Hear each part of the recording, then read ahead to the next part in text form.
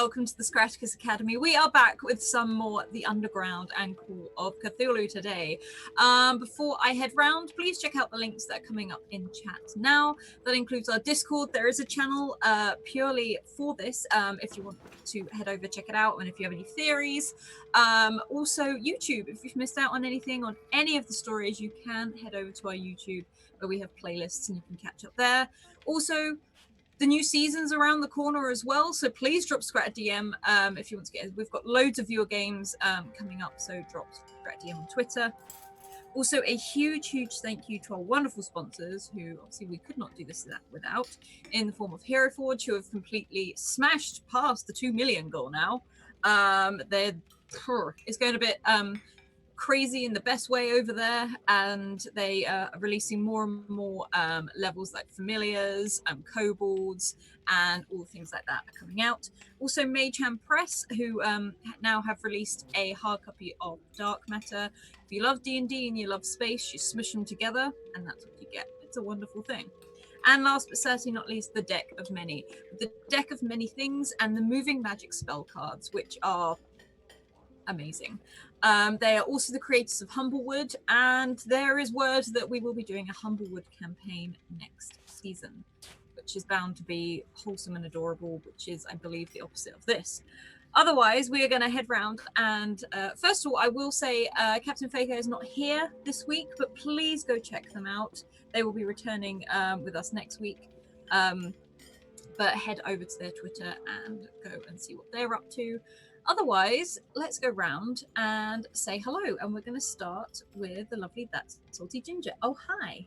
Oh, hi. I'm Lauren. I'm That Salty Ginger over on Twitter and half of Salty Sweet Games with my best friend Kiana. And I'm playing Meg Hawks, who's a psychiatrist who's fine and not traumatized. Alice. I mean, again, I'm not going to say it was your idea, but...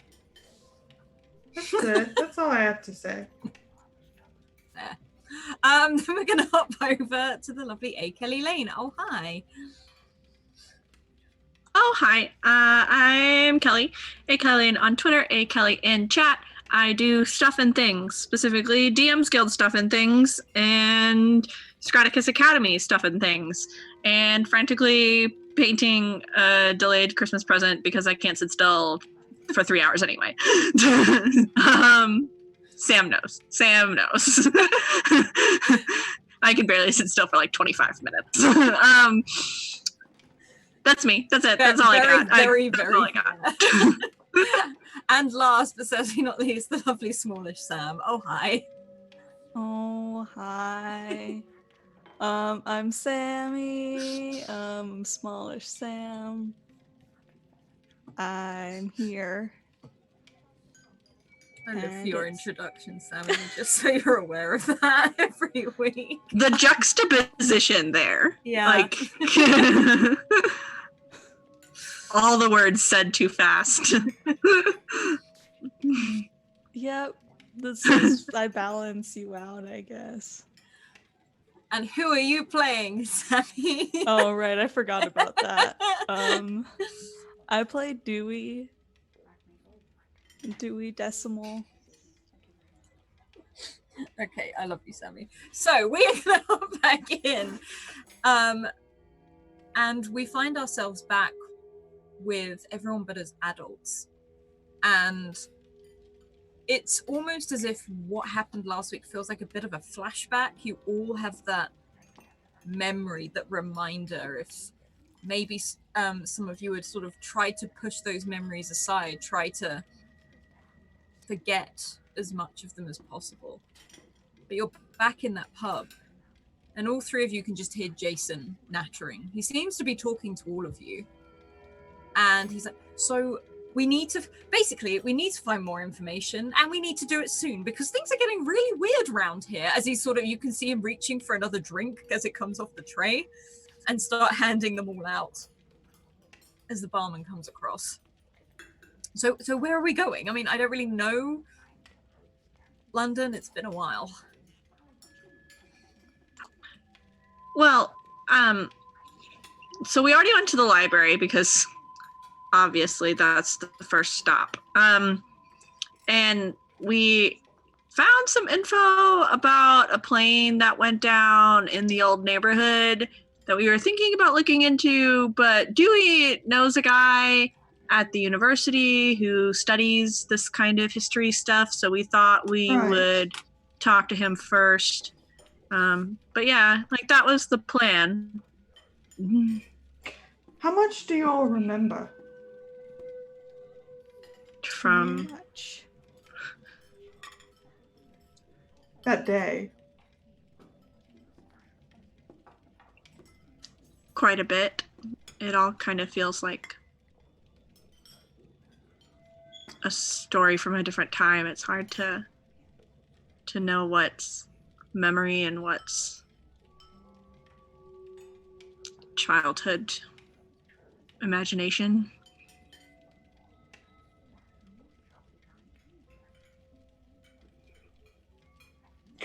So, what's this professor's name? Alice, what's Dr. something, PhD. yeah, Dr. Cartwright. Yes, Dr. Cartwright, PhD. That shows how well I know Sammy because I typed it out to Sammy before. That was the Alice and then the O. I looked over. And Jason is sort of looking over all of you. He's like, I really don't remember a lot, but if this Professor Cartwright has any idea, then it would be great to actually know what the hell is going on. I mean, this is kind of his, God damn it, Kelly. This is kind of his specialty. His specialty in... Is this, like, era. I think Okay. I remember that correctly. Okay. Then I guess that's where we go, right? I mean, it seems like the logical thing to do. I don't really know what to do or where to go other than that. Okay, then we go. And he literally just necks that pint and puts it down, almost like a bit of Dutch courage more than anything else.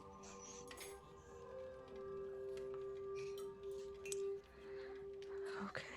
Let's head out. Bless you.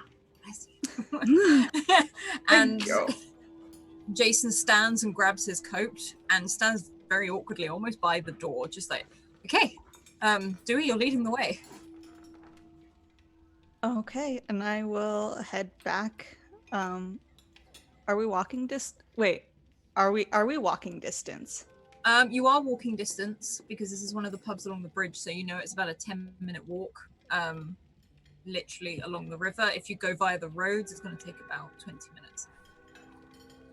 Okay. I'll walk there the fastest way that I know how. Okay. You know it's pretty much a straight line following the river, and there's lots of people commuting as you lead everyone down these streets. And as you do, you can see Jason is keeping up with you, and there's a moment as all these people are just passing, and it's almost a sense of normality as you see people carrying briefcases, the clack of heels, these bright colors. You see the buses go past over the bridge as you pass it, and then something sort of makes you stop, Dewey. And it's a sound you can hear, but it's a voice, but a happy voice. It reminds you of something, like a happy memory. And you just hear, would you pass it? Pass it already.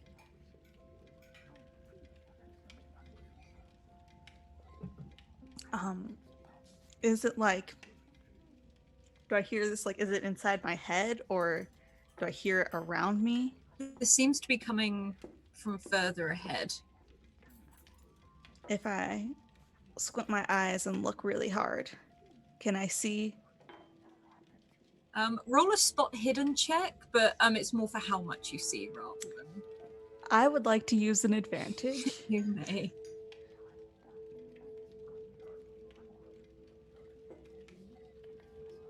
Oh, I don't even need my glasses. You sort of stop and you stare through this crowd. And there's a moment where you're looking in between the people walking, because they keep going. And some of them sort of knock against you, but you don't break your eye line. And again, you see this young boy you recognize run across. I said pass it! And you see Jason, young, quite far, not really far ahead, but you see this brown leather, pretty beat up ball that you recognize roll towards him as he sort of kicks it from foot to foot. And then I'm back, and there's a kick again. And you see your younger self run to meet this ball.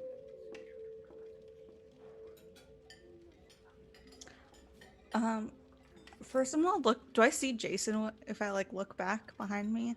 Jason is coming to catch up to you. He's like, what is it? Do you see up ahead? Am I? Please tell me I'm seeing things. Do you see us? Like little us? And he sort of smiles. Says, it's all right, Dewey. You have grown a bit since we were younger.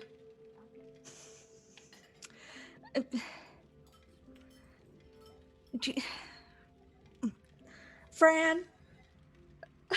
And the rest of you can see that Jason and Dewey have stopped. It looks more that Dewey has stopped and Jason has come to be like, what are you doing? What? Do you see this? Do you see up ahead? I see me, and I can hear it very clearly. I can hear me and Jason as children. Do I see or hear anything? Nope. I don't know. Maybe there was, you had a couple more drinks than you usually had, and it's been really stressful. Maybe it's just memories. Yeah. No, I'm gonna go check this out, and I take off running towards the towards little us. And the rest of you see Dewey just sprint, and you have to move people out of the way like you're running. You get a reaction from people as they're just like, hey, like as you move them out of the way. And the rest of you see Dewey disappear into like this crowd, in the direction you're meant to be going in, but you see him sort of disappear. And there's a moment, Dewey, where this ball rolls to your feet. If I don't want to kick it, but I want to nudge it. Is it there? You nudge it and you feel it against your foot. And then you hear, pass it!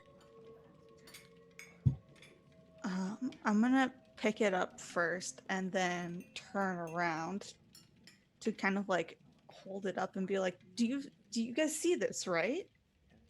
You can see Dewey holding nothingness. But he seems to have a firm grip on something. And Dewey, I need you to make a sanity check, please. I will not use my advantage because I do not feel sane right now. And as you do, you look down. And there's nothing there. You can feel it. But there's nothing there. And behind you, you hear a voice again, but it's your own. And it sounds weird hearing yourself.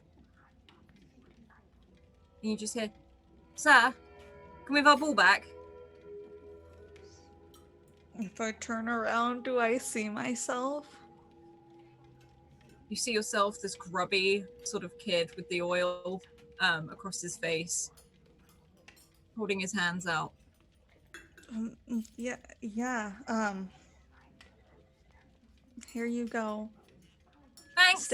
Stay in school. He sort of You'll get the girl it out of your hand, gives you a weird look. It's just like, and you see him run to what looks like younger Jason. He's like, that's a weirdo. And they keep running away down this pathway, and it's almost as if they start to blend in with the crowd before they disappear.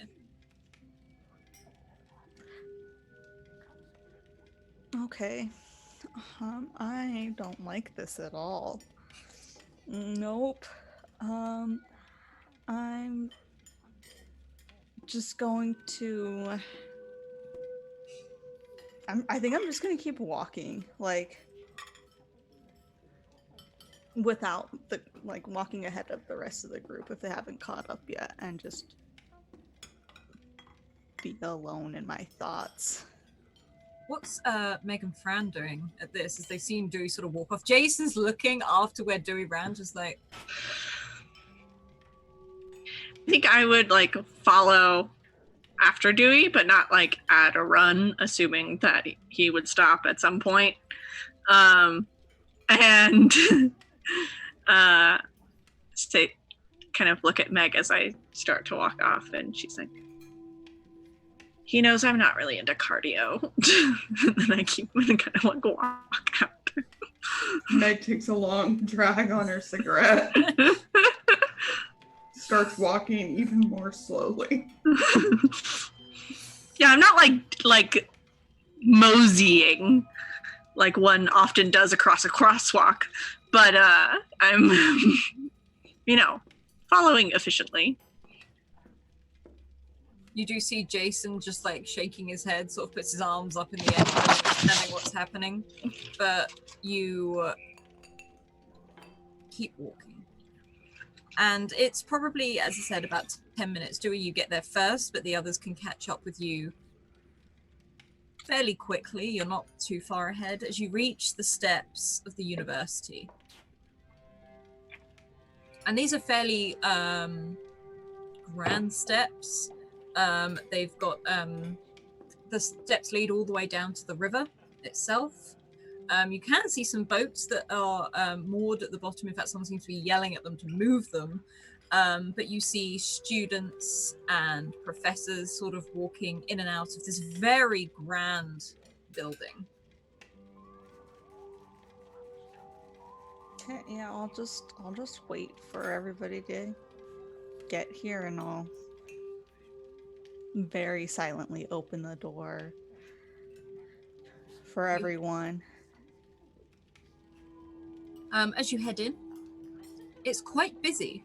There's a lot of students sort of filing in and out. You can see lots of books being carried.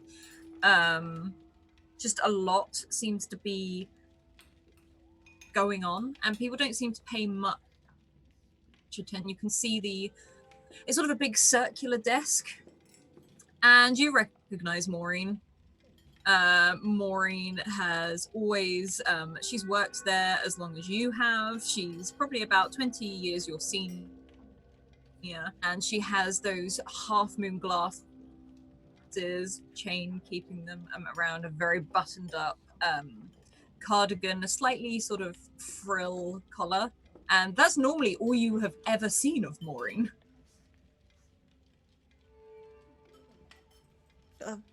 Hi, Maureen. Do you know if Alexander's in? And she sort of looks up at you, pulls these half-room glasses down, and is like, "Oh, hello, Professor. Alexander. Cartwright. Professor Cartwright is in his office, fourth floor. You know the place. Basically, a cupboard." Yep. Hope your day's going well. Yes. Well, and you can see this just stack of papers that she seems to be filing through, and there's a queue of students behind her, which are looking frustrated, like she's not answering their questions, and she looks like she's very happily ignoring them. Keep doing you, Maureen. She's like, "Oh, I They'll will." get by. And she gives a bit of a nod. She's like, I've been saying I'm deaf to them for about 2 years now, and I intend to keep it up. Oh, what was that? Oh, no. You're not deaf. I am. And sort of like pauses and looks at you. Don't steal her bit. Maureen will fight you. And she's like, well, Professor Cartwright is up in his office. I did just take coffee up there for him, so expect him to be as lively as he'll ever be. And you know this man is jittery. He's not like energetic, but he's just constantly like wired. It's me. So, you can use the elevator if you wish. Okay, yeah, no, I think we'll take the stairs. Okay. Thank you, though. And she nods over to the set of stone steps that go all the way up to the 3rd floor. And then I will go back, or I'll convene with my group, and I'll say, do you guys want to take the elevator or the stairs?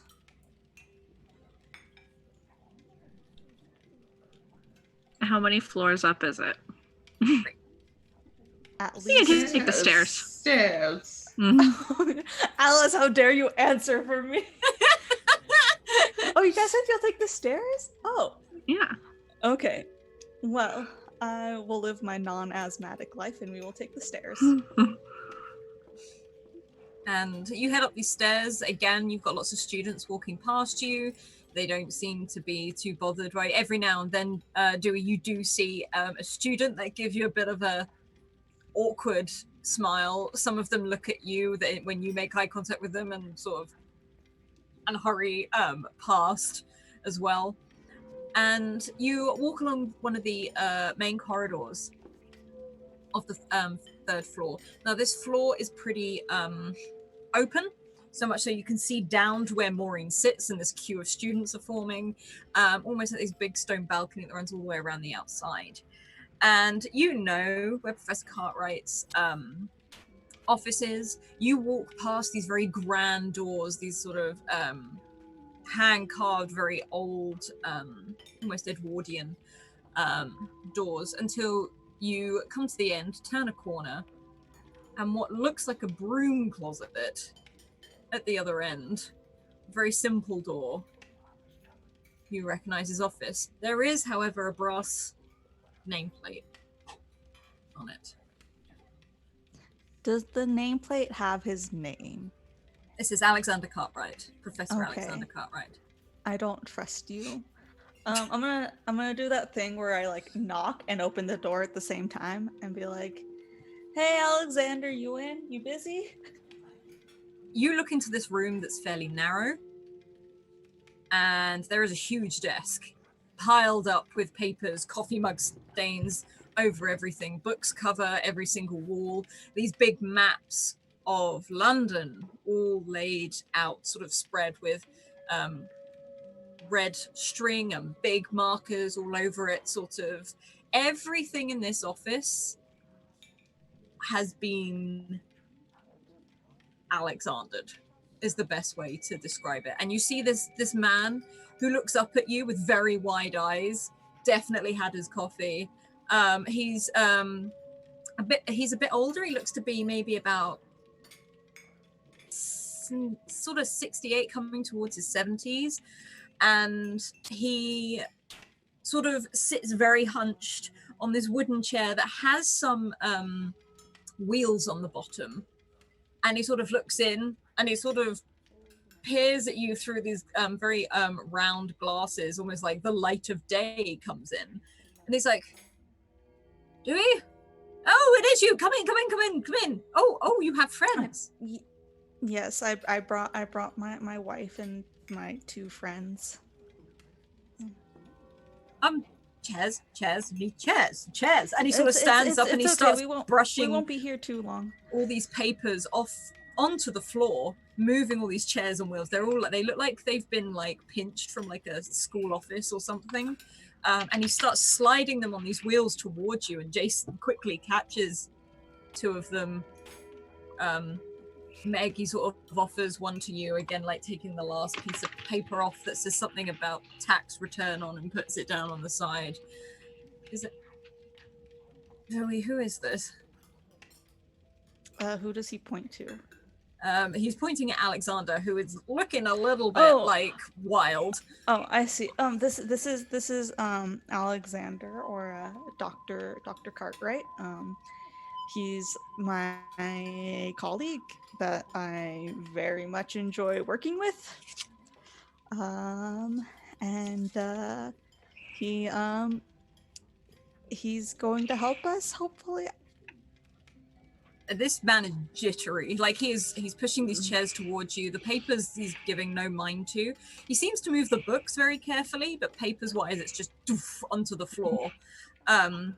And he sort of moves everything over, and he's like, sit down. I can get some coffee. Would you like some coffee? I'd like some coffee. No, I believe Maureen said that she just brought you up some coffee, Alexander. And you see him move a stack of papers. Oh, there it is. And he sort of pulls it forward and starts like drinking out of it. It's sort of like he's staring at you over it with his eyes, but you know Alexander is always like this. He doesn't see a lot of other people. He seems to, you know that the other professors tend to leave him to his own devices, thus the broom cupboard. Bran is gonna plop in whatever chair seems the cleanest. They all seem pretty clean. They're just covered in papers. It doesn't seem like anything's dirty or dusty. In fact, it's weirdly clean. Like you can smell bleach. Well, I'll take whatever stack of papers is on one of the chairs and just kind of put them on top of whatever other nearby stack of papers is. I imagine I've probably heard a great deal about this person. Maybe even met him at some faculty social hour or something. If you have met him, he will not remember you. Yeah. He doesn't remember people. He'll remember dates, but he won't remember people. We'll just be like, actually, I don't think caffeine is needed. We did have some questions for you that seem to be in your area of expertise, though. Questions? What sort of questions? I could do questions. Did you know that hang on, and he sort of moves over, he's like, 1925, they found, and he starts just rambling on all of these different things that have been found, and he won't stop unless... well, actually, we were actually asking about something that was found or needed to be found, or things are always being found. It's just what happens. It's how things go. It's just that, people leave stuff everywhere, and there was a plane that crashed, and she'll give him the details that they know. And he's like, plane by, and he starts German plane. He starts shifting through all of these shreds of paper and things like that. It's chaos. It's like as he goes through all of it, he's like, this plane, and he sort of pulls out the newspaper article you saw. Yes, that plane. And you see with a red pen, everything is circled, everything is underlined. Yes, German plane. Yes, with the German pilot. Yes, the one they found, the one they took to the hospital. They found him. Yes, the unnamed soldier. That's what they called him in the paper somewhere. I don't know where the paper is. What hospital did they take him to? Do you know any more details about him? St. Mary's. They took him to the hospital of St. Mary's. About 20 miles from here. Do you know what happened to him? Oh, yes, his plane crashed. I mean, afterwards. after. He was in the ward for about 2 weeks. It's repeating himself over and over again. Es ist hier. It is written down somewhere. I wrote it down. Why can I never find anything? And you're looking, he's pulling these drawers open. And wouldn't give us a name. Wouldn't give us anything. Useless, really. What he said, do you know what it means? Yes. Let me see. My German is a bit rusty. The first bit is, and he starts writing it down for you, in both in German and in English. And you can see the first bit is, it's hot. And the second line is, I can't breathe. So that's it. That's all he said. not really much of a chatterbox. Did he die or did he Oh. recover? Oh no, he's dead. Long dead. Dead for a long time. Very, very dead. Very terrible accident, that. Did he die in the hospital? Yes. I in the hospital. 2 weeks after being pulled, after being in there, being pulled from the wreckage. Lost a lot of people down there. It was a danger. It was an awkward thing. And I will say, you notice he starts to get distracted, almost like he doesn't want to say something. Did they ever find the black box for the plane? Black box? No, black boxes weren't invented then. They came in 3 years after. Did they have anything before similar to? No. Lost a lot of men trying to get the German out. Terrible accident in the underground. It seems like you're holding something back. People think I'm crazy. Well, that's why I stay in here. We've had a very interesting couple of days. I think it's safe to assume that we're interested in entertaining any possibilities at this point. And he looks over and he looks really awkward, but he sort of almost half excitedly, half nervously leans across the table, pushing the rest of the papers off of it. Not on purpose. Look.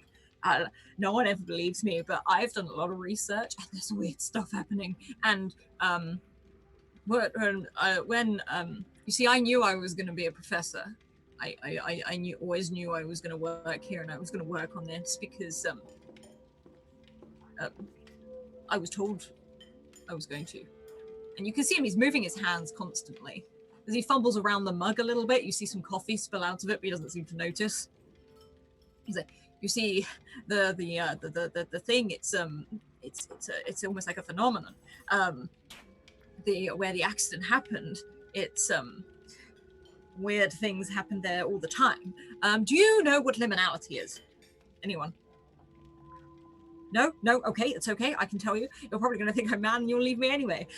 So there's this, you can have a space. And he said, Dewey, you may know about this. And he starts like slapping you to get your attention, almost like excitedly. He's like water or earth or like bogs and things like that. A liminal space where people believe there was our life and the afterlife. And the liminal space is the bit in between.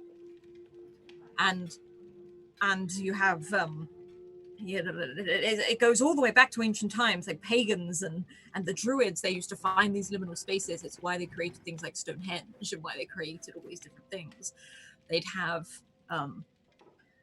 artifacts, things important to them. If you go down to the British Museum, actually, you'll find, and he starts rambling for a little bit. He's like, they would break brooches and swords in half and place them in the liminal spaces, and then they would disappear. And they would be like a gift to the gods, like an offering, like a sacrifice. The bogs, they used to use people at one point. Obviously, what a lot of people don't tend to know, unless you're a history professor like me, is that London used to be a huge site of just marshland, and there was a lot of paganism and things like that, and it's rather fascinating, really. But it's the space where everything happened in this underground. My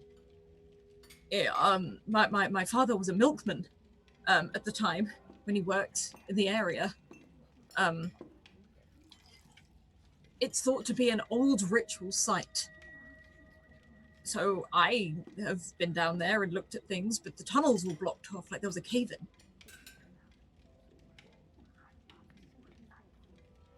And he looks at all of you fairly awkwardly. I find weird things when I go down there. Things that, shouldn't be down there. Where is this? Is this in the underground somewhere? In the underground, where the plane crashed but I can't quite get to where the plane crashed because there was a cave in long before I just started going down there. Yeah. We might. Yeah. I feel like that makes sense, actually. I don't think you're as crazy as people say you are. And I he know gives you a really wild-eyed look, sort of staring at you for a moment. we've experienced some weird stuff around there, but He leans straight across the table and grabs you by the arms and goes like, what? What have you experienced? What have you seen? I will tell you all in due time unless we want to share this now. As he stares at Fran and Meg.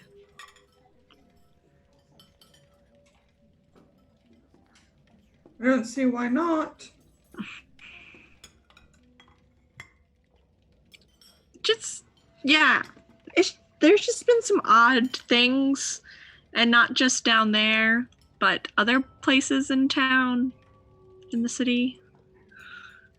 You've seen them, haven't you? The other people. We've seen the pilot. Seen him? Oh, I haven't seen him. And I've seen a You've seen the multiple old lady. times. You've seen the older lady. You've seen, and he sort of starts scrabbling through and puts a picture down, a very bizarre-looking picture. A woman with eyes closed, in a black gown, and propped up on a chair. Is that a dead Victorian woman, Alice? Yeah. Her. You've seen her. Anyone else? Seen anything else? Have you seen yourselves yet? Yes. Like a younger version of me. The younger version. Yes. See, I met the older version. That's how I knew I was going to be a professor. That's how I knew where to look.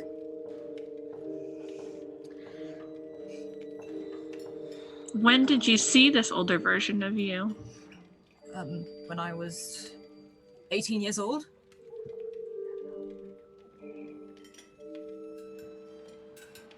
What year were you 18 years old, Professor? And he starts to almost frantically move. His eyes sort of jutter all over the place. He's like 1950, somewhere 1950. No, yes, no, and he looks confused.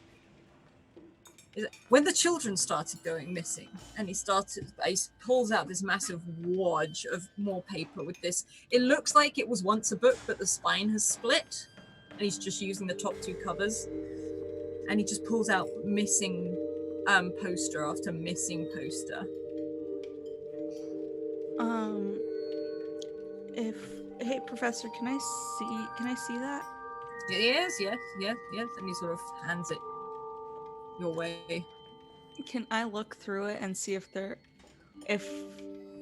are any pictures of us? You could either do a let's have a look, history or spot hidden. Something to that effect. You know what? I think I'll do a history. You failed this. Yeah, you're a history teacher. You've failed every history roll so far. I'm gonna use my advantage.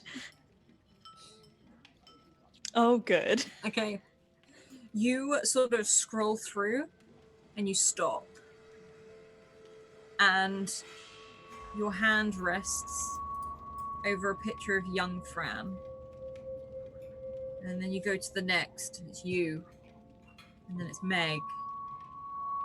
And then it's Jane. And then it's Meg's father. And the page over is Jason. But he's the age he is now.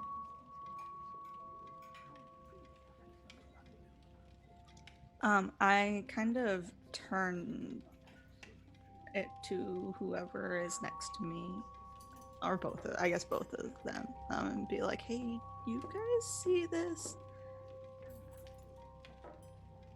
You Showing do it. see this.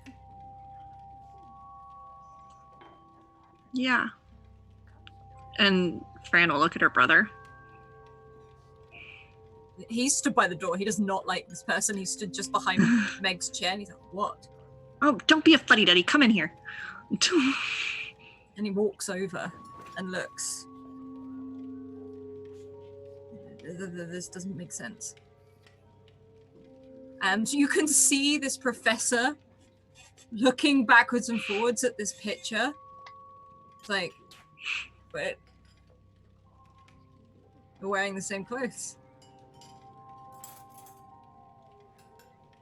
Give me that. And you can take the page drive. It's not attached to anything. It's literally a pile of paper. What is it? Just a picture or an article? It's a missing poster.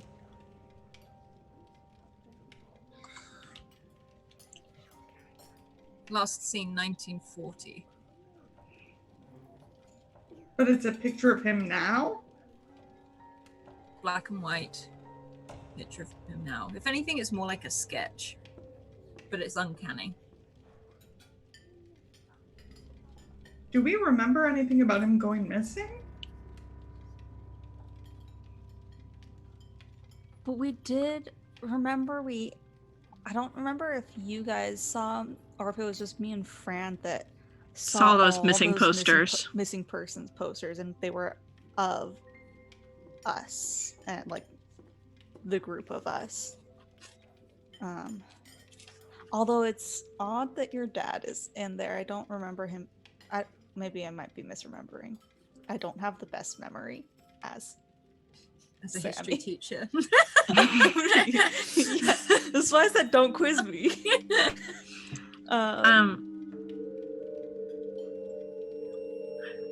Putting a pin in that, this woman in the photo, Yes. what do you know about her? See, I remember something from when we were kids. You reminded me of it the other day, of a family, children, mom and dad, butler. This is Agnes Thompson. She was married to a very wealthy banker. She had 2 children. One of them went missing. And in the end, she drove herself mad and never recovered from it. She spent every evening walking the streets of London trying to find him. Did she one of her children went missing? Correct. Her son. Was it a boy or the son? What happened son to the look other like? one? Oh, that's a good question. I don't know if you grew up. As she starts flicking through pages, she seemed to grow up fine. Died only about 25 years ago. Did she marry? And sort of again looks through his no list of marriage, end of the line. What was the daughter's name? Now that I have struggled to find. I think it was something like Rosalind or and again he's flicking through papers and he goes there and he puts it down. And you see an image of a woman, a very pretty woman. Doesn't look a thing like the mother, but smiling. It just seems to be a standard portrait.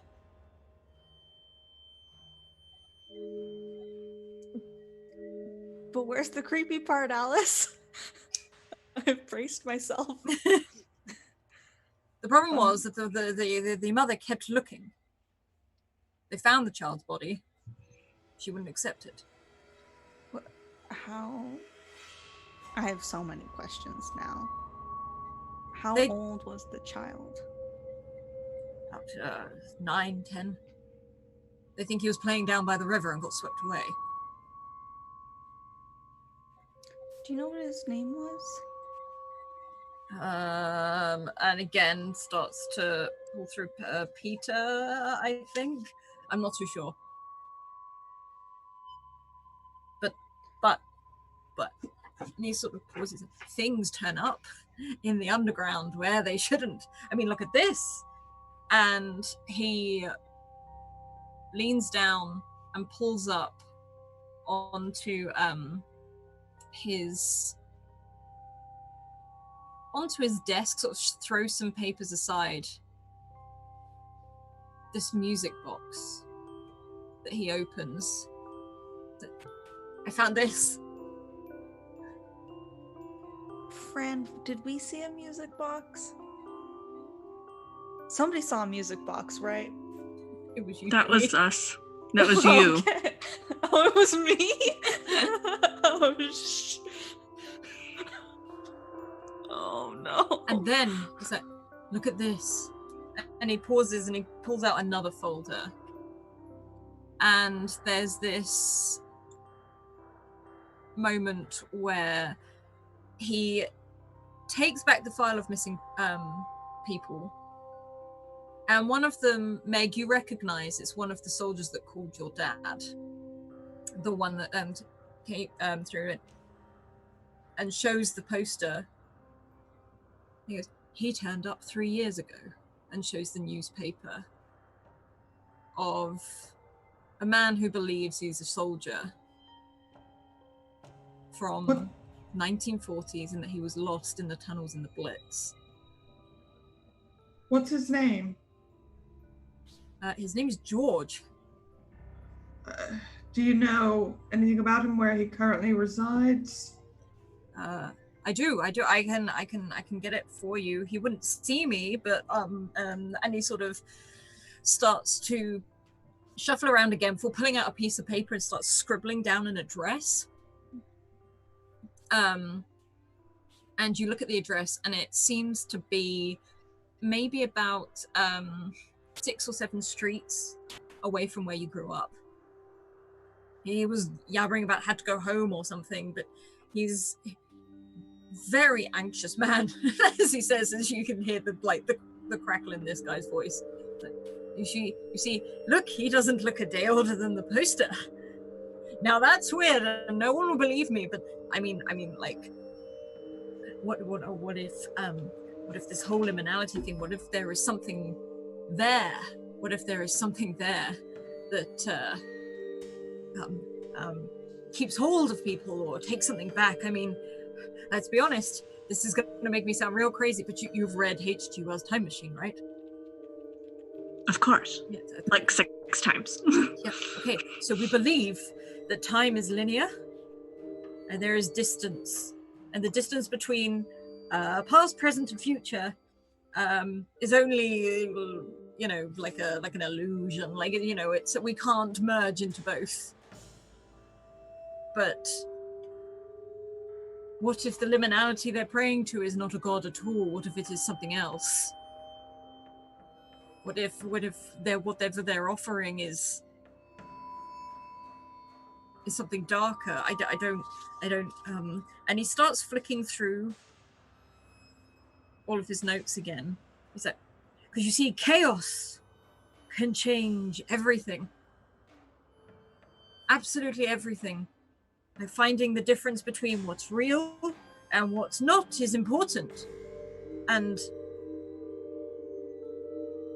what if our realities aren't their realities, but they're still your reality? And he starts to make less and less sense. He's like, but I found this, and he taps the music box again. Only a week or so ago, and it wasn't there the week before. It's like it's throwing things back. Yeah, I saw that music box when I was a child. Is it yours? You can have it back. Nope, I don't want it. You can keep it. You can keep it. Okay, and he sort of just closes the lid. Thank you.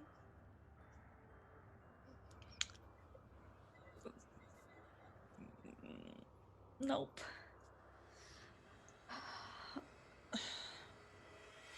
I mean, I feel like as much as this is terrifying, it's starting to make a little more sense, and I'm starting to feel a little less crazy now that somebody completely unrelated and with a very reputable reputation.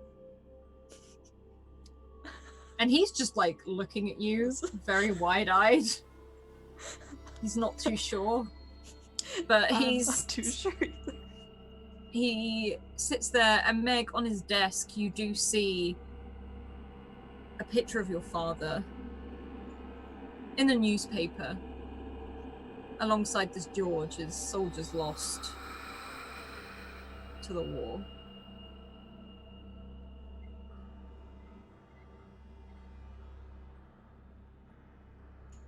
I think we need to go talk to this George, since he should have some first-hand account of exactly what went down in the underground.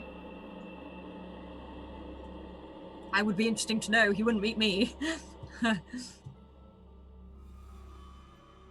He might meet you, Meg. Oh, I think so. And you recognize the name George Smith. If you do find out anything interesting, I'd love to know. I'm not writing a book or anything. I'm just, you know.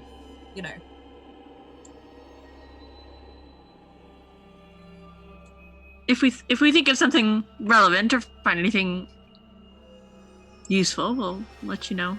Much obliged. And he sort of turns back to his books. And you look down at his writing, and none of it makes sense. Can I do a psychology check on him? Yeah, sure. Just how far gone is he? An extreme success. He seems, it's not so much like he's too far gone. The way that it would be described to you, probably in this time, is too clever. It's almost like own language, so maybe the paranoia of someone else wanting to read his work, and he doesn't want people to be able to read his work. You think this is a very secretive thing for him, but his age doesn't make sense.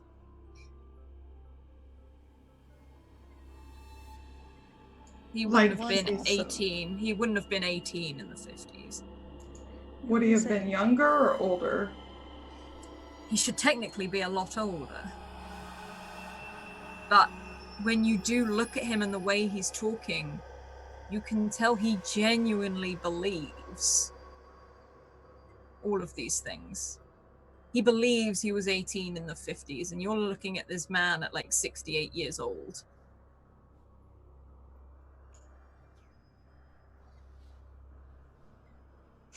Does he seem out of his time? Not clothing-wise or anything like that. No, he seems to be in normal clothing, but you'd say maybe the way he speaks a little bit, but you could also put that down to his jitteriness. But no, but yeah, he believes everything he's saying. Yeah. How long has he worked here? Well, Dewey would know that he's worked here probably the last 30 years.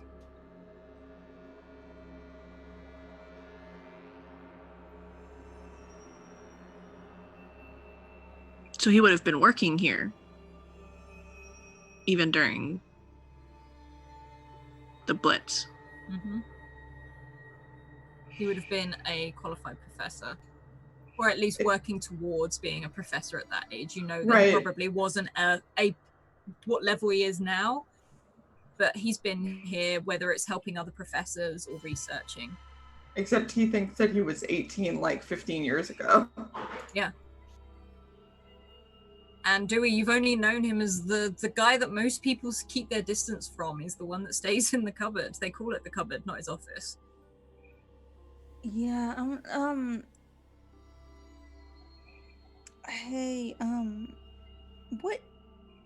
I know this is very not okay to ask, but what year were you born? Just out of curiosity. He pauses.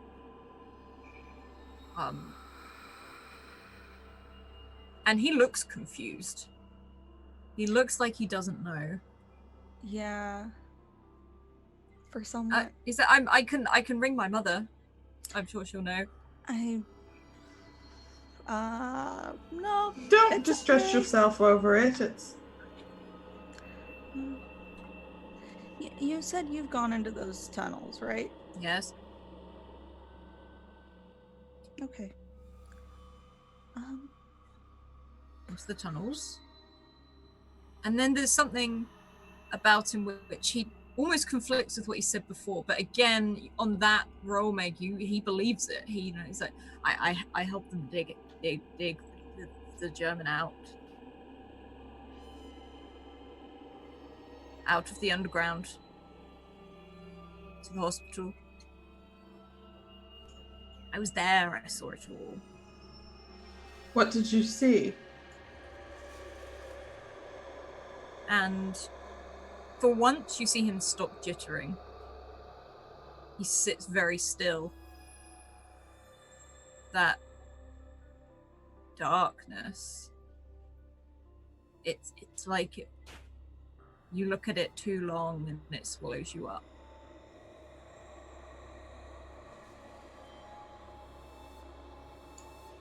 Did it swallow you up, Professor? And there's a long stare as he stares down into this coffee mug. You see,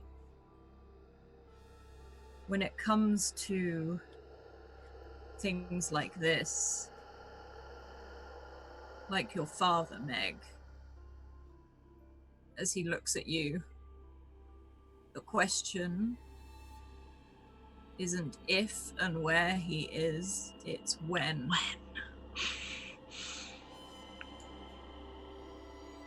I don't believe I told you my last name, Professor. He shakes his head.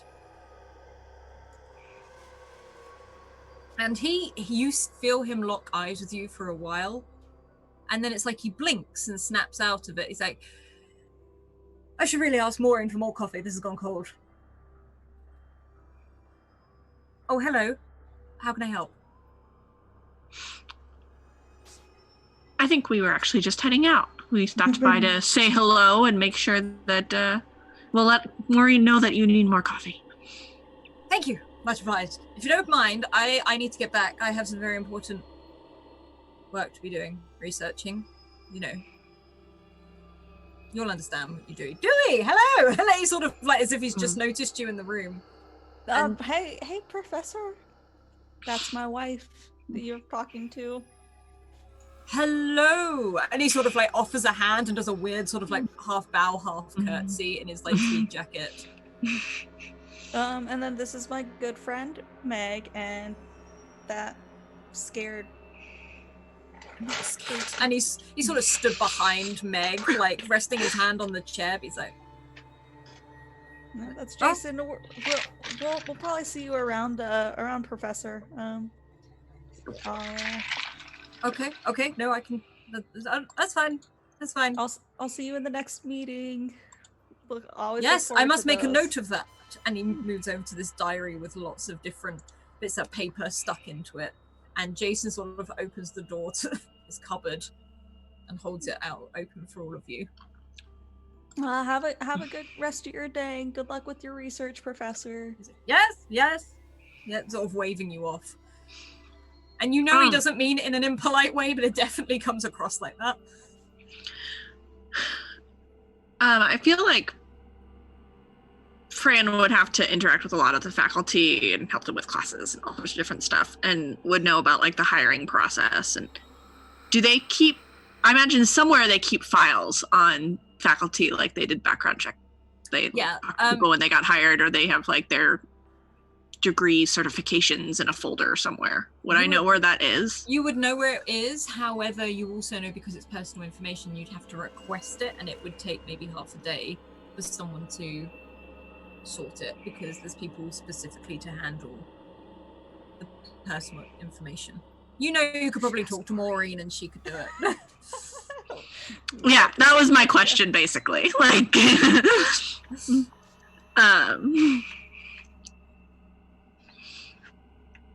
so I think when I leave, I'll do that. I'll go hunt Maureen down. Okay. You're walking along the top level of this sort of the balcony area. You can look down, you can see Maureen writing away. That line has not decreased whatsoever. If anything, it looks longer.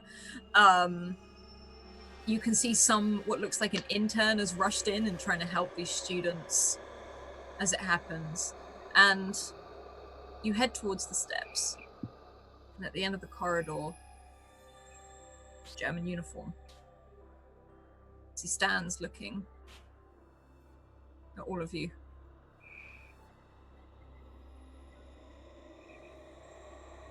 Does it seem like he's looking at us or past us? His face is bandaged. You can't tell his eyeline. You guys see that this time, right? Mm-hmm. Did the professor tell us the name for him? They said he was known as the Unnamed. That's right. I'm gonna walk up to him. Walk up to him. He doesn't move. But he doesn't make a motion to go towards you. He doesn't make a motion to stop you. He's just there. I am going to reach up and start undoing his bandages. Okay. Could you roll me a sanity check? No! Yes! I'll use an advantage. Yeah, go on then. Oh. Glad I did. How are you? Are you doing this like a fast unravel? No, pretty slowly. Okay. You start to unravel this, and again, there's no twitch, doesn't move. It's like it just stands a statue and lets you do it.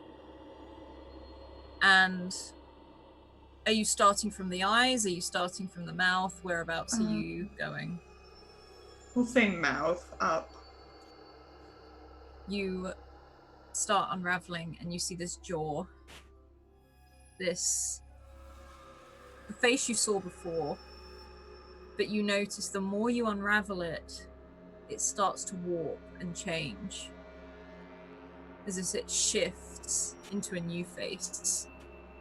As you peel back across the eyes and look straight into your father's face as he stares past you.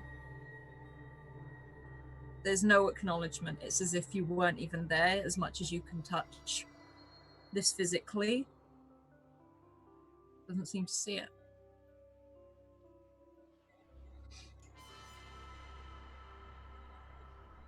She's gone dead silent and lets the bandages kind of fall to the ground. And just like she did before, just puts her hand on his cheek. You can feel that stubble, and it's almost a moment where you're not sure if it's because of your ability or because of what's in front of you, but it feels like that day again. The day he disappeared, the day he left. He doesn't look any older, but he also doesn't seem to be there. And you can feel how cold this face is, but the way you're holding it, you definitely feel breath escape the lips as if he is breathing. It's not like he's stone. And Jason is looking in your direction, but not making a move at the moment as you have frozen.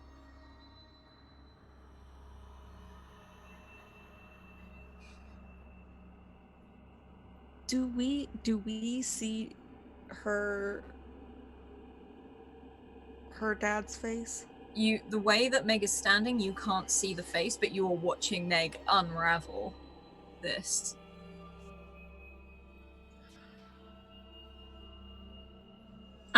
I'd like to go up to Meg, seeing her kind of freeze there, and put a hand on her shoulder. I will put a hand on her other shoulder. Can you see him? Is anyone else looking at the face? Yes, because I'm wondering what's made Meg freeze. Okay. Then I need you both to roll a sanity check for me, please. Ooh. What? Why? Okay. Oh no. Rude. Roll 20. Rude. Like, come on. Right. Sammy, you lose. Just one. Very well. I'm going to lose more Kelly. than Sam, and she had a critical Yeah, fumble. you lose 3. Rude. And Fran, you look up into a smiling face that Meg's hand seems to be resting against your father's face.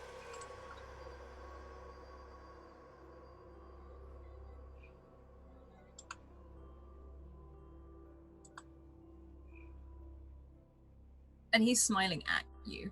The eyes are smiling, the mouth is smiling. But Dewey, when you look, you see yourself staring straight back at you. And you gain a temporary sanity where you are very aware that there now could be another you. And you feel like maybe they've been following you the entire time. And it's making you realize and question if you are the real you. Do I need to do I check off this temporary? No. Oh no, I don't have to. Okay, You're all good. cool. I probably honestly will like take a couple steps backwards and like essentially fall back upon this realization. I think- Alice. Yes. Oh, you go, Kelly. Oh, I think Fran just tries to like shake it off because she doesn't believe, like she knows it's like this is not happening. You shake as much as you want, but you still see his face. Unmoving as well, though. It's not like you can see the chest rise and fall. It's just a smile as if it was taken in a photo.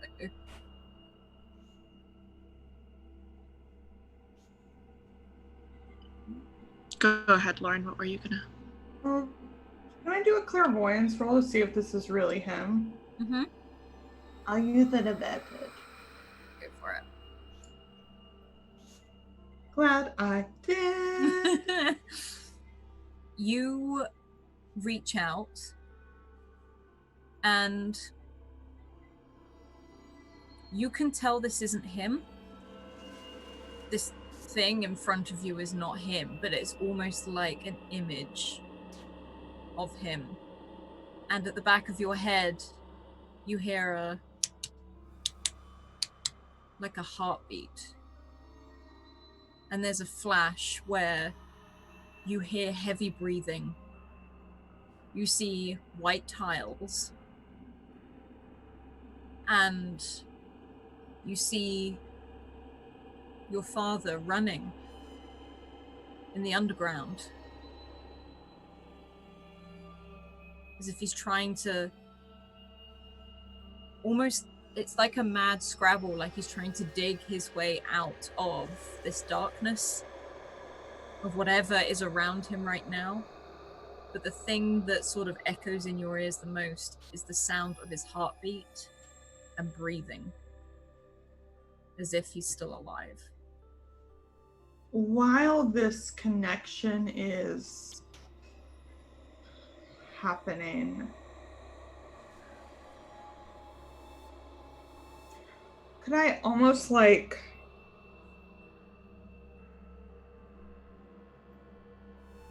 no idea how to do this. I want to like shine a torch for him.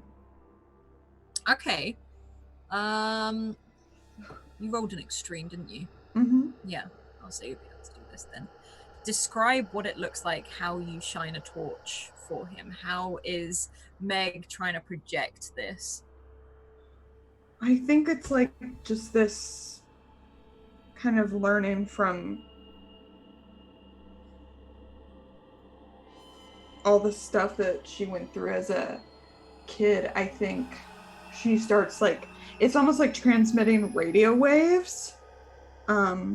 Like the sound of Rex barking, and it's all like from her direction, like the sound of Rex barking, like the light kind of blinking. Maybe maybe he taught her Morse code. I don't know when that, like, saying this way, daddy. So yeah, I think it's like things like that, like memories. It's almost like the light he carries when he sits on the top of the roof. Yeah.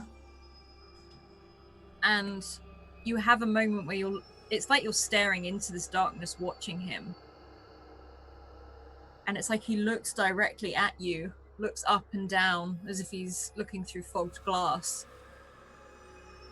And he squints slightly, and you feel this light, almost as if it's like a heat radiate from you, and it blinks a couple of times. And you just hear, Meg?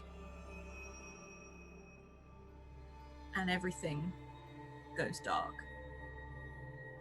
But you get the sense that you can hear, as it goes dark, as much as you lose the image, you see him running towards a light.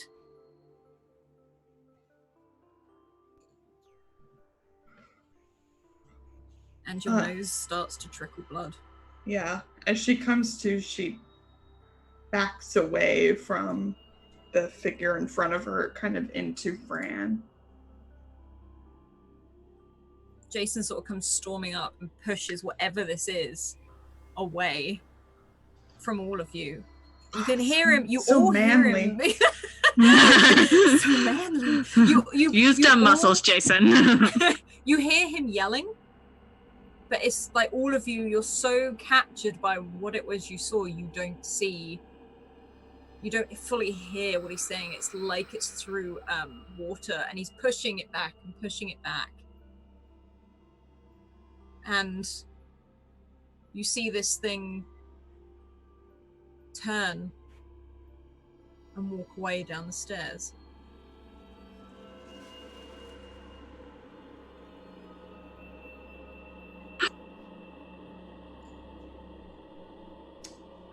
Jason looks back at all of you. He sort of, first of all, puts a hand on both Fran and Meg. He's like, are you okay? Are you at Dewey? What the hell was that? Was what? And he gestured the steps. There's now nothing there. It's whatever it has walked away. It's like, what? Why did you all stop? Why did you approach it? It looked like Dad. No, I saw myself. Wait, it looked like Dad? That's impossible, Fran.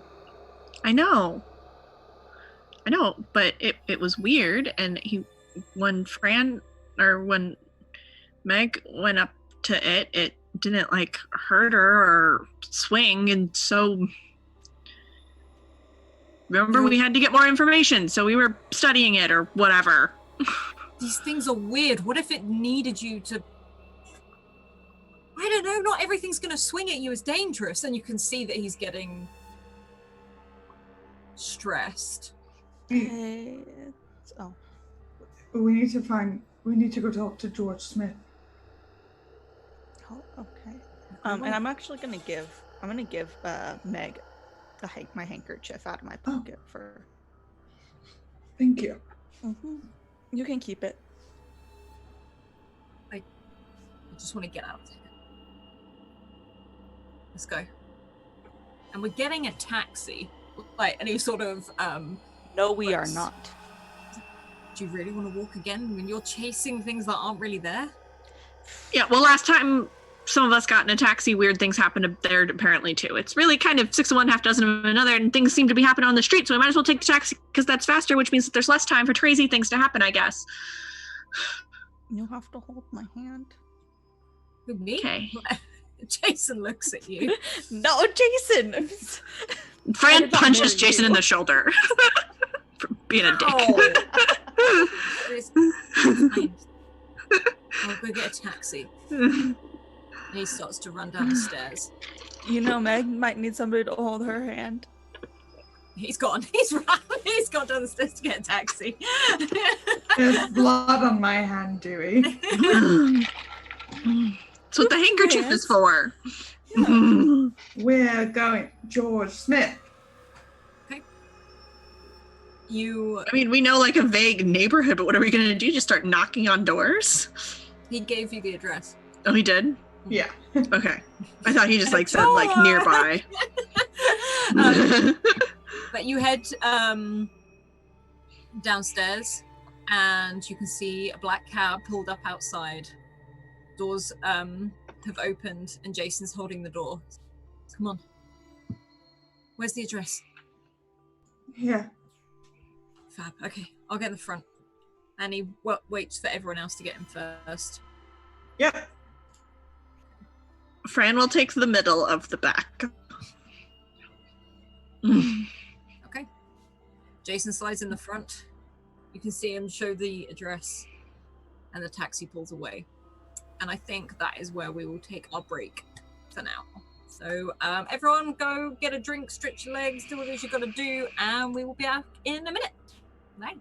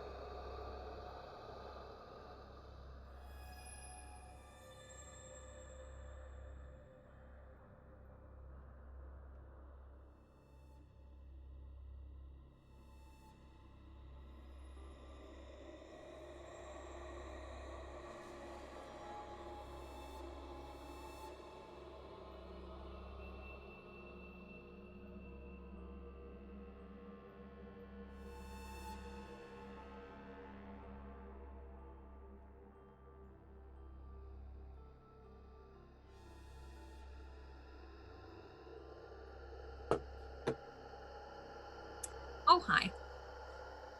You all sort of sit in the back of this taxi, and the taxi driver himself seems to be talking to Jason a lot, just more of like a natural, like, where are you from? You don't sound like a Londoner. Like, it keeps going, because you have definitely heard a different, like, tang to Jason's accent. You remember that when he was younger, he tried to get out of London as quickly as possible after everything that happened. And as you sort of sit and natter for a while, you recognize your old childhood neighborhood as this taxi drives through these roads. There seems to be maybe one or two buildings that you can recognize from when you were there, when you were younger. They seem to have been rebuilt. However, most of this looks like just new buildings built straight from the ground up. There's a lot of flats. In fact, they're all flats. And as you look out the window, you drive past the entrance to the underground. And there are people going in and out with briefcases like any other day. And you pass it. As you pass, you can see that German officer stood by the entrance, but the taxi keeps on going until you're all sort of lost in this moment until this taxi sort of stops almost quite abruptly. Yeah, here you are, mate. That one, top floor. And you sort of look out the window to this. This is one of those new buildings, those real high-rise, sort of very grey, concrete block of flats. Very rectangular. You can see all the windows along the edges, all symmetrical. It's nowhere near as nice as where you live, Meg. Yours are lower, but they're normally a lot longer. These, I mean, you've had clients that have lived in these places before, and they tend to be much smaller, sort of apartments. They tend to be maybe 3 rooms, 4 rooms at most, but very small, very square, all exactly the same, one after each other. And he looks back to you and goes, "Have a nice day," as Jason sort of throws the money in his hand and sort of opens the door and heads round to open the door for all of you as well. I think once we get out, Fran is just gonna look at Meg and like, well, I think that this is you taking the lead because he's more likely to talk to you. But if you need somebody to step in or whatever, just flag us. We'll be right there. Sure. Do you Sure. need, do you need like a hug or something No. from Jason takes you to it, goes, "Move," and starts pushing you towards the building. You can see this, there seems to be one sort of double door entrance. You can't get straight in. You can see that there is a long panel with speakers with the numbers on the flats. And you can see 78A has been written down on this paper for you. Mm-hmm. And you can see a buzzer there. And definitely written in paper, sort of stuck on the, I it says Mr. Smith. It looks like maybe these are replaced fairly often, but you recognize the name.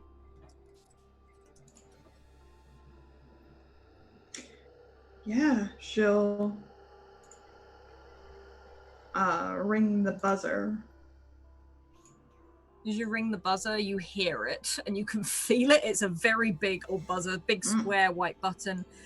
And there's a moment where you get a twinge, just almost like as if it's a headache, but it's just a moment. And you suddenly realize this is the building that exploded when you were younger, when you were running to the underground.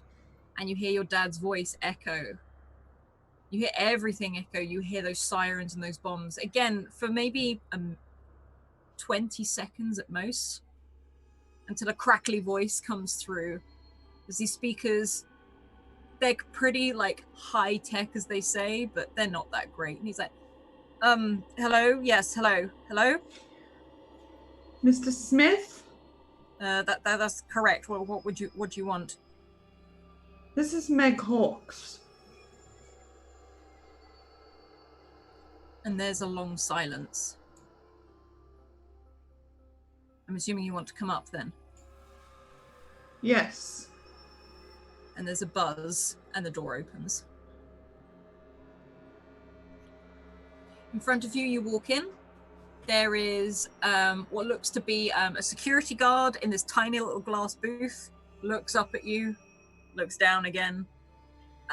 You can see an elevator right in front of you and two sets of steps that go up either side. One says up, one says down, and one of them says fire exit on the side. You know that he's way, way up on one of the top floors. The security guard looks at you and is like, everything all right? Okay, fab. And he gives you a thumbs up, and then you hear that paper open again as his head disappears into it. Cool. Gonna head up. Not worried at all. More stairs. I really hate cardio. So, Trudges up the stairs. stairs or elevator? Yeah, we can also take the Stairs. You're elevator. not getting us in an elevator, Alice. I don't actually No. put you in the elevator, but it makes me laugh. How paranoid everyone is about the elevator. It's an enclosed space that you have entire complete control over that we can't readily escape. Yeah, we're not falling for that. No. You walk up these stairs and you're pretty knackered by the time you get to the top. Fine. But it's the same it's that grey paint on the walls that's the same on the steps, the same on the railings as it sort of spirals all the way up. It's one of those ones you can look down and see the stairs all the way down. You can see that little booth every now and then. If you sort of look down, you see the security guard get out, stretch, and then it seems to go back in again until you come up to, I think I said 73A. I can't remember now. I wrote it down somewhere. 73A on this door. It has a letterbox, but otherwise there's really not much to this.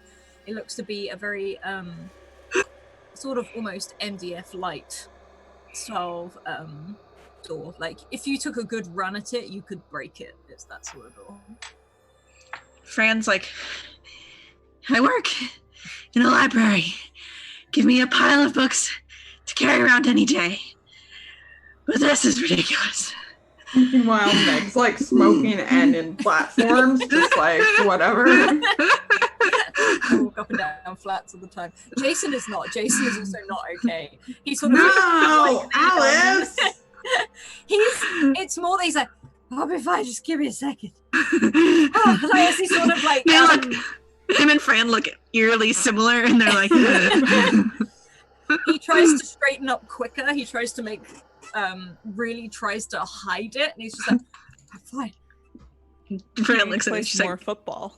you need to get on that desk. Sort of sits there. He's like, I'm fine.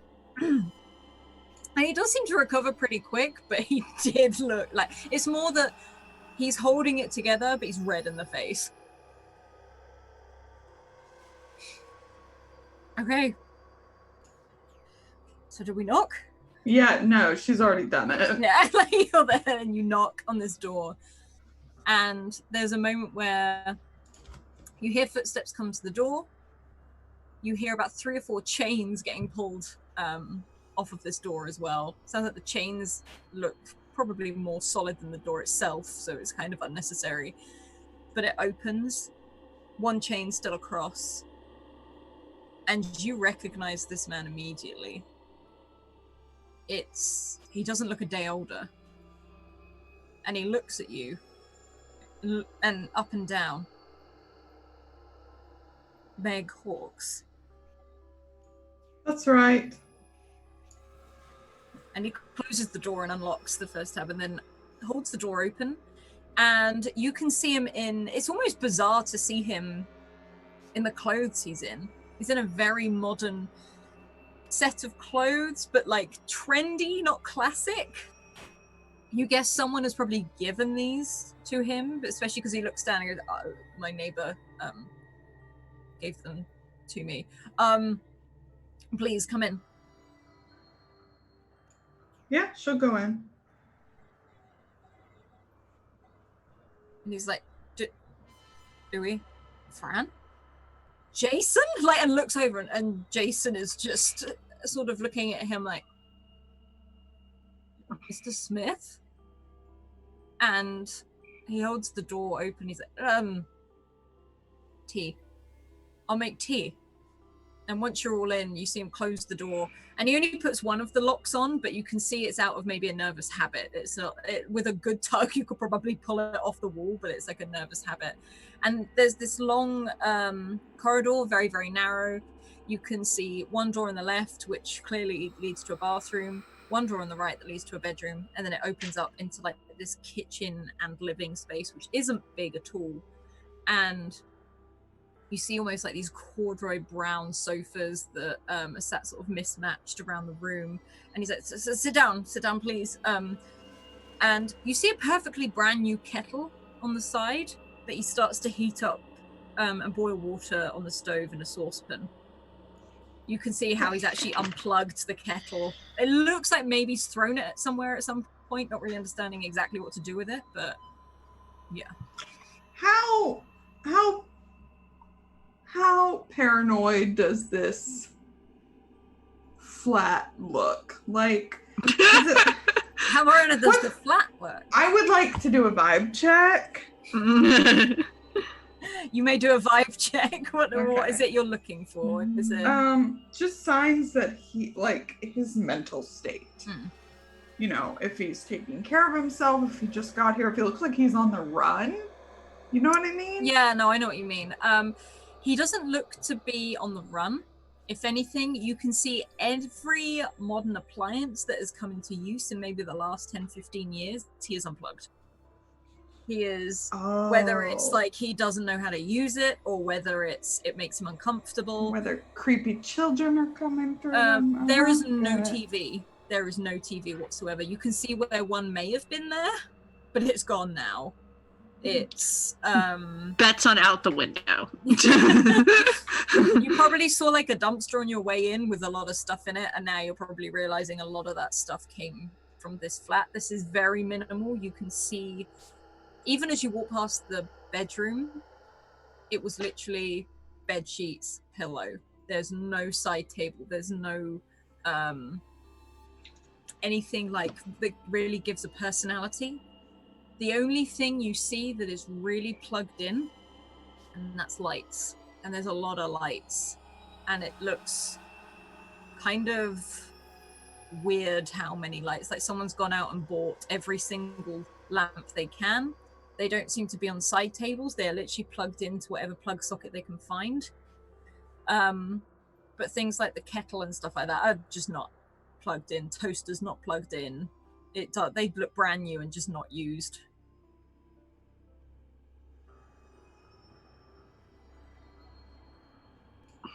So, George, when did you get back? And as you say that, you can see as he reaches for the mugs, he almost drops one of them. What do you mean? You know what I mean.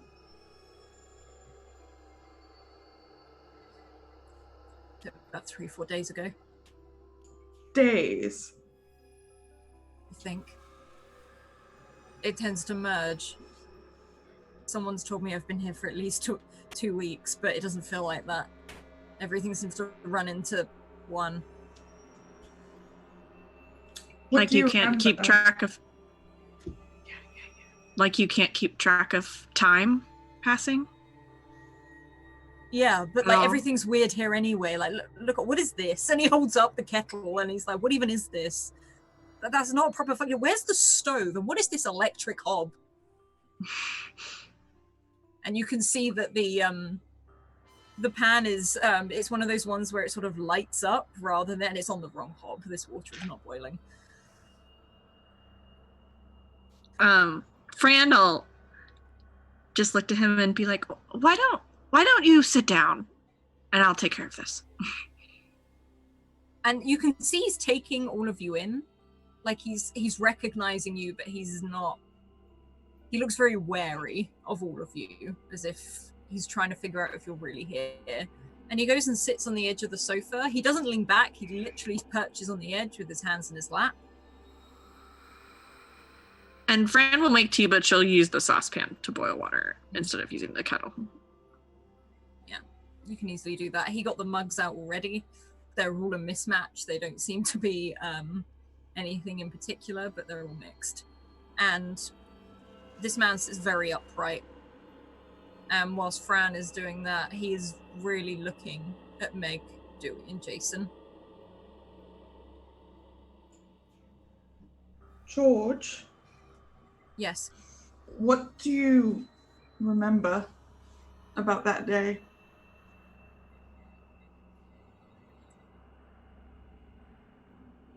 Most of it I remember clear as anything. The bombs came. They fell. It makes no sense. The building that I am currently sat in shouldn't be here. It's... And then there was a panic. And as standard, as we had always been told, we run into the underground. It's a good shelter. It's a good bomb shelter. And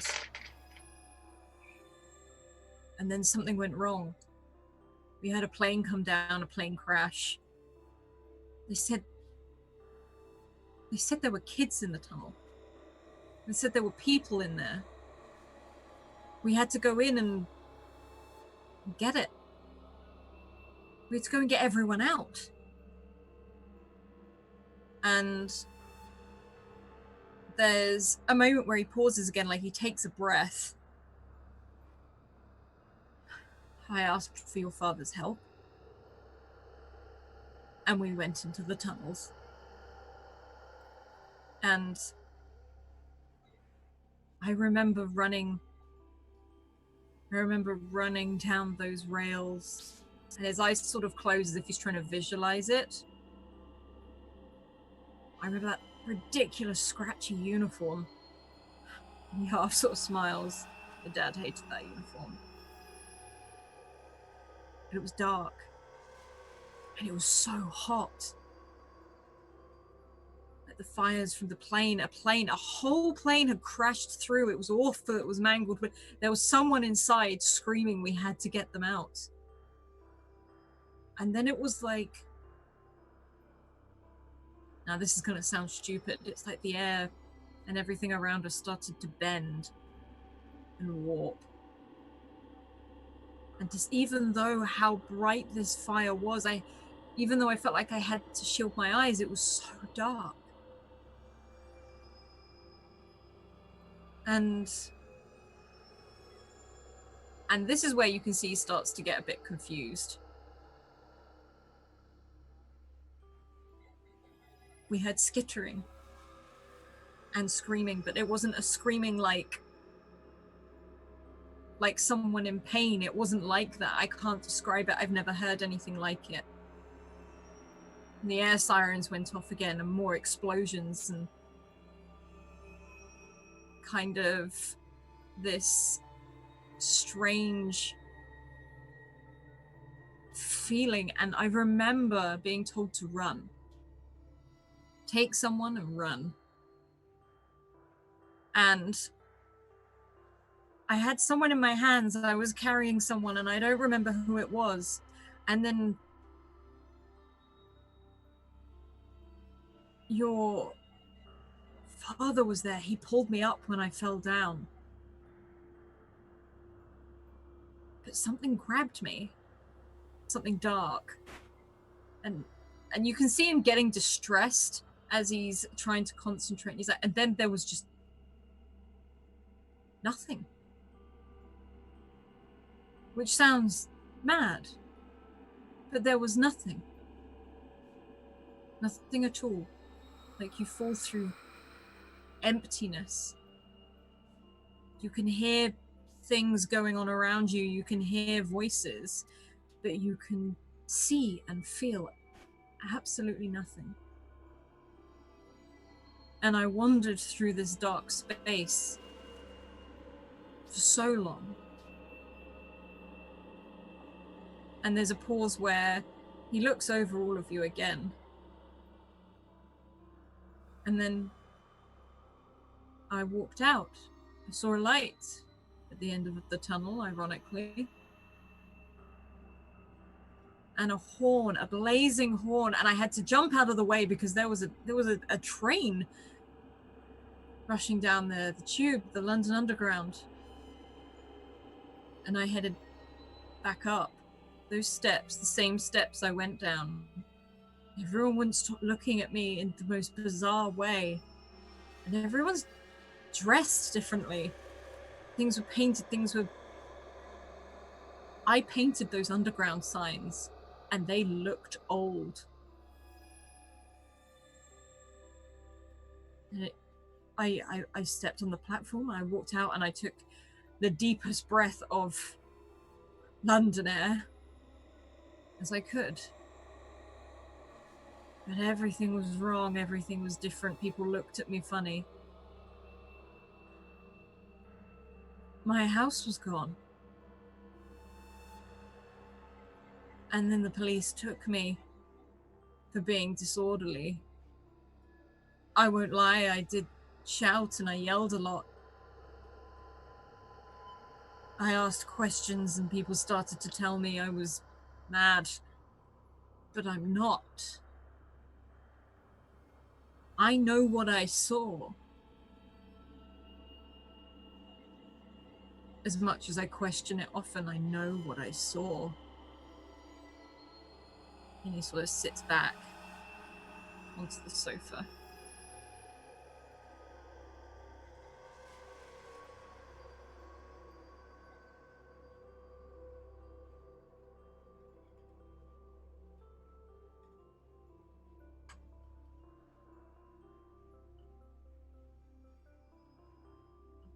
So it was like you just walked from then to now. There wasn't anything in between the tunnel and... There was a lot of wandering. But I felt a breeze and I followed it. And that's when I saw the light. But you can hear things down there. You hear lots of things. You hear lots of voices. There's chanting. There's... I don't know how to describe it. It wasn't comforting, and it wasn't because of the darkness. You feel like there's something constantly behind you as you walk. Turn around, there's nothing there. And I know how all this sounds because I've said it to... They've had me talk to doctors. They've had me talk to the police, and the looks I'm getting are just... I don't know.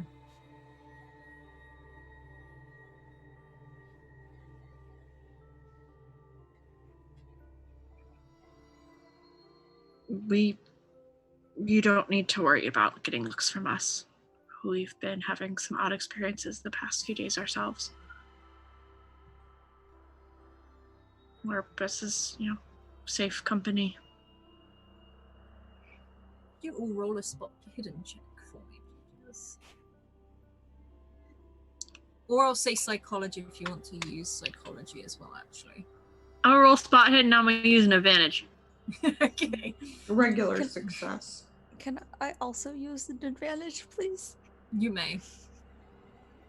Oh, thank goodness. Oh, thank goodness. Up until she said it's one of those spot hiddens you didn't want to see. Oh, yes. Fran and Dewey, No. you notice how he moves. And he keeps looking towards Jason. And Meg, you can tell from that he's sort of looking him up and down. He doesn't look scared of him, he looks confused, looking at Jason. And Jason is not doing it, like he's literally looking out the window, just having a look around as if he's trying to get a view of the area. But the three of you can definitely see this. and you get the feeling he is uncomfortable.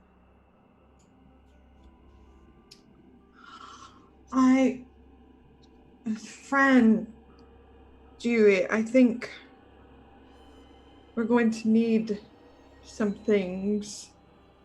Gear. I don't know anything about that. Maybe the three of you could get a head start. Are you planning on us going down there? Yes. Do you really think that's the best idea, where people keep disappearing? Wouldn't it be better if... If what?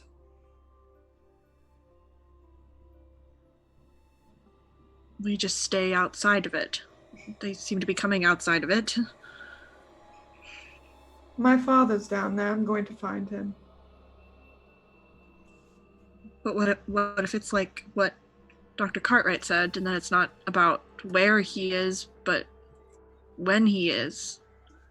I would think that that's one of those spaces that he talked about, one of the strongest of those spaces. So if he is going to come out anytime, I think it will be there. What if he already has? Then he would have found me. What if he didn't come out now?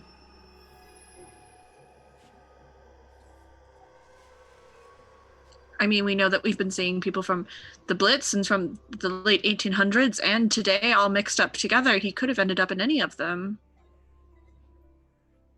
I just don't want us to run down there and get lost ourselves. And then we can't help anybody. We can't find your dad either. Not if we're all scattered throughout time.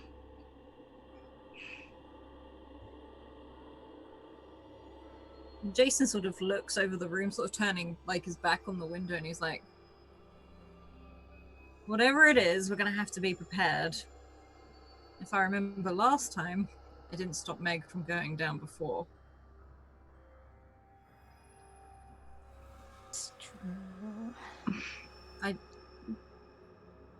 don't know London, I don't know where we can get stuff, but can't help being prepared, right? Yes. For anything. And Meg, we'll go if that's what you think is best. We're happy to support an old friend. Just want to make sure that we've thought through the options.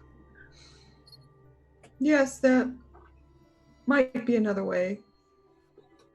I have a thought. Just wouldn't hurt to have boots, canteen, torches, big torches. Lots of torches. Mm-hmm. Are you sure you want all of us to leave you alone here? Yeah, just meet me back here in about 20. I'll be downstairs. Get a taxi. Unless you know an area close by, either of you. He looks to Fran and Dewey. He's like, I really don't remember anything. Probably not here, but if we go back a little ways, we can find a few places. Let's go. It was good to meet you, Mr. Smith. As Jason sort of nods to him and heads towards the door. And he waits for Dewey and Fran. And Fran will just kind of smile at Meg, trying to be comforting, and head out as well. It will be like, yeah, no, okay. And he like, You hear Jason, you just hear Jason, Dewey, come on. turns and walks away. Okay. Meg. I think Fran will look at Jason and be like, yeah, he's still a hugger. Yeah, and Jason just gives a weird nod as he sort of like holds the door open for both of you to walk through. But Meg, you do see him look at you and he sort of mouths to you, are you okay? And he closes the door. I wait till I hear footsteps go away. Yeah. Jason, if anything, leads the way. And I'm assuming Dwayne and follow. Yep.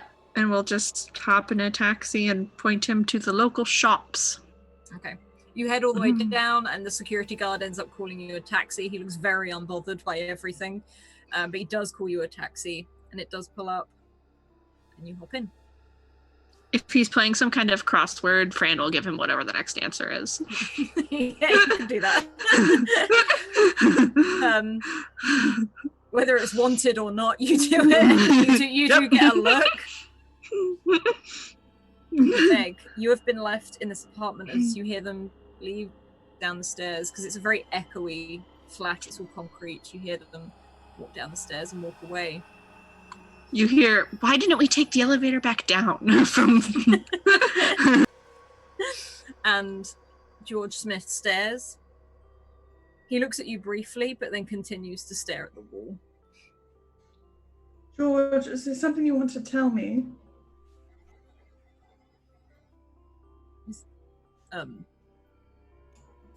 No.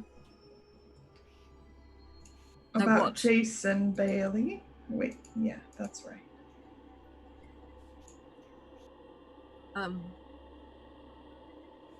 When I was in the darkness, whatever it was, and he pauses. Someone pulled me up to my feet. Someone saved my life when part of the roof came crashing down. It was him.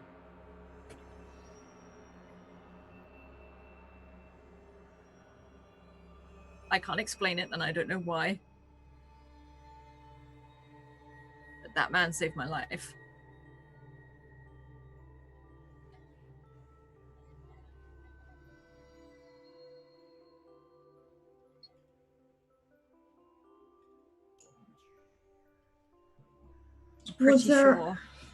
Yeah? I'm pretty sure he saved most people's lives down there. But I thought he died down there. I didn't see him in the darkness, and I haven't found him, well, until now, but he doesn't seem to recognize me.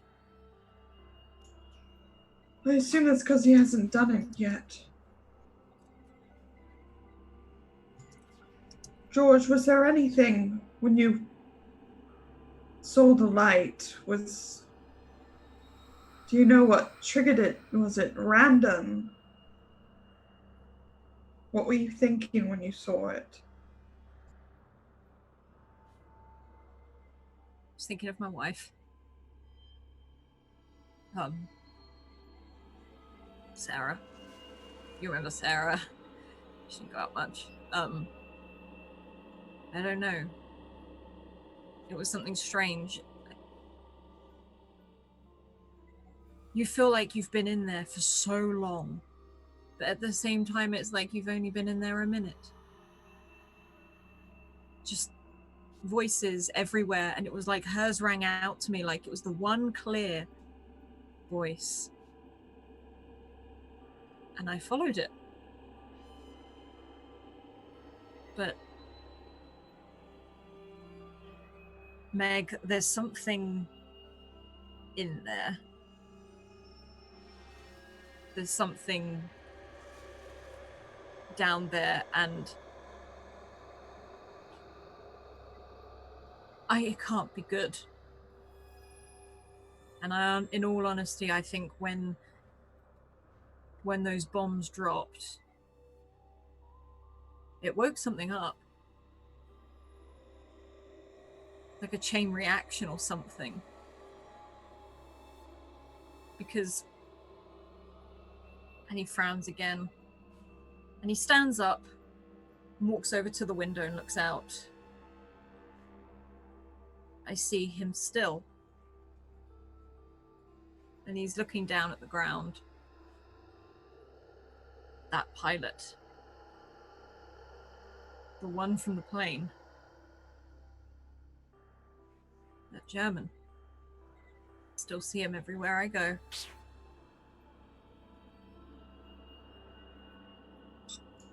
Why do you think that is? And he looks back at you. And then back down to the ground. In all honesty, I don't know. But here I feel trapped. Like, I can't fully leave or go anywhere of my own accord. And I'm wondering if that's the same for him. But I looked him up. He died. There's records of his death certificate in the hospital. I had to look. So, you see, he can't be there. He can't really be there. But what if something followed me out? And Meg, I will tell you now, I have every intention of going back into the underground. Why on earth would you do that? If I found my way here, I can find a way back. Why would only- you want to? It's not right here. Look at everything. It's all dark, grim. I don't know anyone here. My wife is dead. In this time.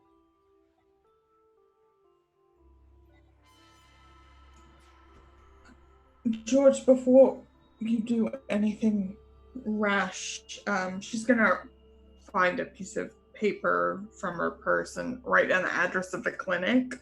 Mm-hmm. Just before you do that, there's a doctor here who sometimes helps people adjust when they've been through something traumatic. And he takes this paper and he's looking at it. You think I should go here before I go back? Yes, I think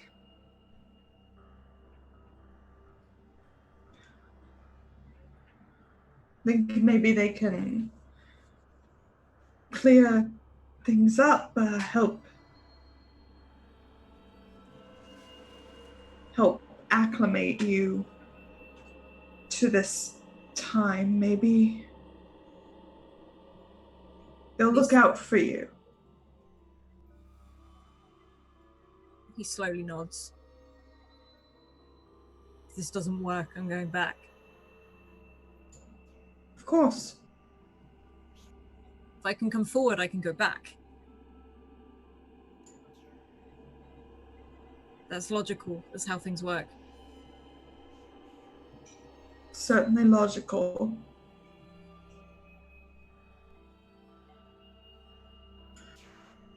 Thank you. And he frowns. What for? Your time. I got a lot of that at the moment.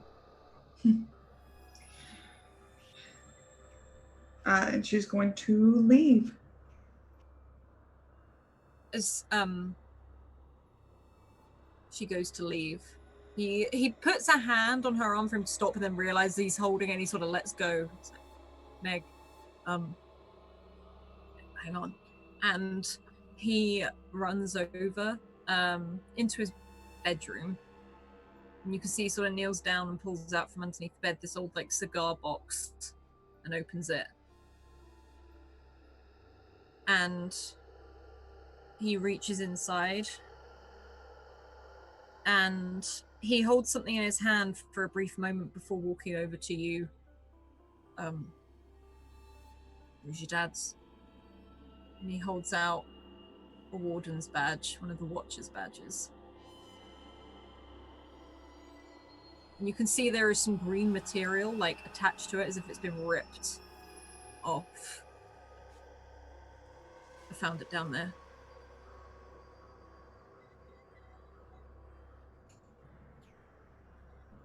She'll take it and hold it, like clench it in her fist and nod. and go downstairs to smoke until everybody comes back. Okay. And he closes the door very carefully behind you. And as he closes that door and you stand there starting to light the cigarette, you hear every single bolt go back across the door as you leave. And Fran and Dewey, you pull up at like this kind of like a hardware store. It's one that's actually been here since you were kids. You know the little old lady that runs it, Edith Martins, or at least that's who ran it when you were younger. And she's one of those old women that you're pretty sure must be like 200 and something by now, but they never die. Like they just become part of the furniture. And you walk into this hardware store and it's like shelf upon shelf. And there's all of these weird bits and bobs sort of all over the spoon. There's all of these different there's random bits in here. You say a hardware store, you've got loads of cutlery everywhere, you've got lamps, you've got bedding, it's one of those mismatched stores. And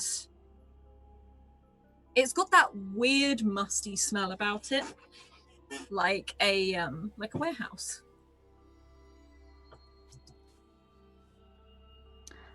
I'm first looking for a hammer. You can find a hammer. Okay. You can you head over to like the tool section and there's just like this wall of all these different tools. Okay, good. Good thing Fran makes money. She's paying for all of this. Do I have my multi-tool from my childhood? Would you have kept it? Yeah, yes. It was on my desk and I don't remember if I grabbed it or not. If you want to say you've grabbed it, I would say that you could have grabbed it. So I think I just want a hammer then. Meanwhile, Fran took Meg's directions very seriously. And there are boots, there are torches, there are extra batteries, there's some of the cutlery, there's canteens, there's rope, and like anything that would traditionally be in an adventuring packet of book that Fran would have read at some point goes in this basket. Yeah, you there's kind of look over. There's like a little tiny like shovel and like one of the little gardening spades. Like, and Jason looks over at you and you can see he's got some of that like rope over his shoulder. He's like, Christ, Meg, like not Meg, Fran, as he sort of looks over at you as you look like you're about to go raid a tomb. Ooh, get a pick. Done. Like, and there is all this stuff in there, and then like big old backpacks. Put it all in. You sort of That's you can hold some of it off onto Jason as he takes it, and he's like, "Jeez, okay, fine." Well, yeah, it's one of those. It's not that I'm not like handing him things. I like go up to him and gesture him to do this and just like load him up. He's like, oh, great, fine. He's gonna like. He's like, my wallet's in my back pocket if you need it. As he sort of looks over it, and he like Dewey, you can see the arms and legs of Jason, but you can't see the face of Jason as he starts to make his way towards the counter. Just how I like you, Jason. You hear like a muffled like word, but like there's not really anything else from it. Are there are there ball bearings anywhere? Can I get like the packet that like? You can't find ball bearings, but you can find marbles. Like there's lots of. You'd have to buy lots of individual packs because they're quite clearly there for kids. But you could definitely do that. I will buy like enough to get like I'm just gonna take a handful and grab them, and then I'll buy those. Very useful. I have a hammer and a handful of marbles, so I don't lose my marbles. You have this this sort of like, you see Jason walk past, and if you pile them up on top, you can pile them up on top. It's whatever you prefer. But you see him Chalk. are you actually writing a list, Kelly? No, but I'll probably remember that because I said it so dramatically. But I think it's one of those things, like, Fran gets up to the counter and they start like checking through everything, and she goes, chalk, and like runs and finds some. And there's a moment where you can see it behind the counter, and if anything, the old woman that sees you approaching is reaching up and taking this packet of chalk and putting it on the counter as you approach. And Fran's like looking over the thing and going like, and looking around the store for anything else useful, and she's like, and like doing like some mental math. She's like, I think that's about all we can carry. And you sort of approach this, and there's a moment where this little old lady, who's definitely sort of looks like she could disappear behind this thing, as Jason tries to shuffle it onto the counter, and she looks towards you and is like, oh, we're going on a bit of an adventure, are we? Like, sort of taking things off, and Jason's looking at both is like, you could say that. As like these like big packs of batteries gets across and all of this, and she's got this old school till as she's plugging each thing in. And as she's doing this, Fran has set up space on the floor with the backpacks that she made her like ring up the backpacks first. And as she's going through and checking through things, Fran's starting to play like backpack Tetris.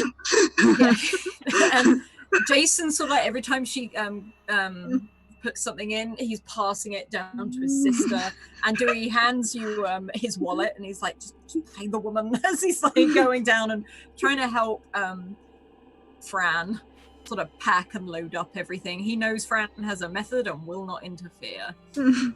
Fran is what you would say eccentric. And this little old lady looks over the counter. You sort of see about this much of her. She's very short. And she looks at you, she's like, that will be, goodness, £32, please. Yeah, this is all on my friend over here. And I will start counting out the money. Yeah, you sit there and start counting it out. She gives you a bit of a smile. You can see, you can hear what's not an argument, but it's definitely Jason being told where to put things. Yeah, clear, concise directions. That's my you wife. See these little old lady hands sort of scoop up papers of the notes and like the shillings and stuff as they sort of land. She's like, thank you very much. And she looks you right in the eye. Going to happen again. It's going to happen again. It's going to happen again. Almost like a broken record, over and over. It's going to happen again. What's going to happen again? And she starts pressing the buttons in the till as it pops out. It's going to happen again. It's going to happen again. And she closes it. And that is where we will leave this week as we finish a little bit earlier. Yay! Sammy is frozen in fear. I did try to work out if Sammy's camera had actually stopped.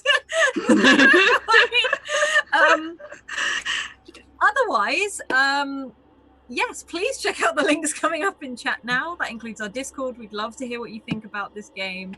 Also, we are setting up ready for next season as well. If you'd like a game, please drop Scrat a DM on Twitter. If you've missed out on anything, check out our YouTube. Everything is over there. And you can catch up or rewatch anything you fancy. A huge thank you to our wonderful sponsors in the form of Hero Forge. Hero Forge has smashed all of their goals. It's insane.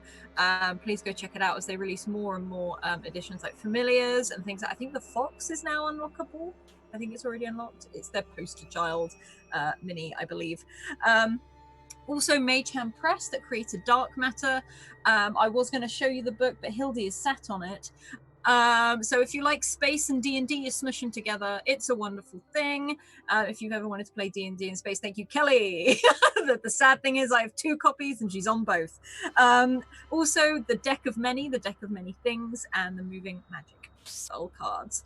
And also Humblewood, which is the opposite of this game and incredibly wholesome and cute. So that should be coming with us next season.